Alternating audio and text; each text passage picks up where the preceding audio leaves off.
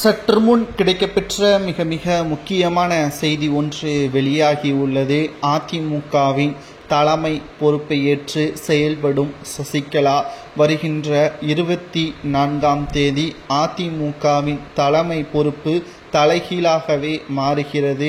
OPS, Sengottaiyan, குறிப்பாக வைத்திலிங்கம், மனோஜ் பாண்டியன் இவர்கள் அனைவரும் சசிகலா அவர்கள்தான் மீண்டும் அதிமுகவின் தலைமை பொறுப்பேற்று செயல்பட வேண்டும் என்ற முடிவிற்கு வந்திருப்பதாகவும், அனைத்திந்திய அண்ணா திராவிட முன்னேற்ற கழகத்தின் உட்கட்சி மோதலின் காரணமாக தொண்டர்கள் விரக்தியில் இருப்பதாலும் புதிய கட்சிகளின் ஒட்டுமொத்த ஆதரவுகள் மக்கள் மத்தியில் சென்றுவிடக்கூடாது என்றால் கட்சியை பலப்படுத்தி அதிமுகவின் கொள்கைகளையும் அதிமுகவின் ஆட்சி காலத்தில் கொண்டு வந்த நலத்திட்ட உதவிகளையும் வளர்ச்சிகளையும் பற்றி மக்களிடம் மீண்டும் ஒரு முறை தெளிவுபடுத்த வேண்டும் என்பதற்காக எவ்வளவு சீக்கிரம் இது முடியுமோ அவ்வளவு சீக்கிரம் முடிவுகளை வெளியிட வேண்டும் என்பதற்கேற்ப தற்பொழுது செங்கோட்டையன், வைத்திலிங்கம், ஓபிஎஸ் முடிவுகளை எடுத்துள்ளார்.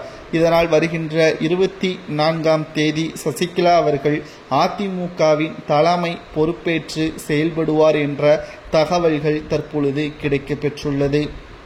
இதற்கு எடப்பாடி பழனிசாமி அவர்கள் சம்மதம் தெரிவிப்பாரா என்று கேட்டால் நிச்சயமாக அவர் சம்மதம் தெரிவிக்க மாட்டார், மறுப்புதான் தெரிவிப்பார். ஆனால் நாம் இதிலிருந்து பார்க்கக்கூடிய மிக முக்கியமான விஷயமே எடப்பாடி பழனிசாமி அவர்களிடம் இருக்கக்கூடிய பதவிகள் அனைத்தும் மாற்றப்படும். அவர் அதிமுகவில் ஒன்று நீக்கப்படுவார், இல்லை என்றால் ஓரம் கட்டப்படுவார். இதில் ஏதாவது ஒன்று நிச்சயம் நடக்கும்.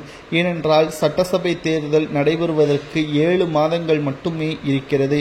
எடப்பாடியின் மீது தனிப்பட்ட கோபம் அதிமுகவின் மூத்த நிர்வாகிகளுக்கு கிடையாது. ஏனென்றால் அவர் ஒன்றும் அதிமுகவின் ஒட்டுமொத்த வெற்றியையும் தொடர்ந்து கொடுக்கவில்லை, தொடர் தோல்வியை மட்டும்தான் கொடுத்து வருகிறார். ஒரு தோல்வியில் இருக்கக்கூடிய தலைவரை எப்படி ஏற்றுக்கொள்ள முடியும்? சட்ட ரீதியாக போராட்டங்களை நடத்தினால் சட்டசபை தேர்தலை முடிந்துவிடும்.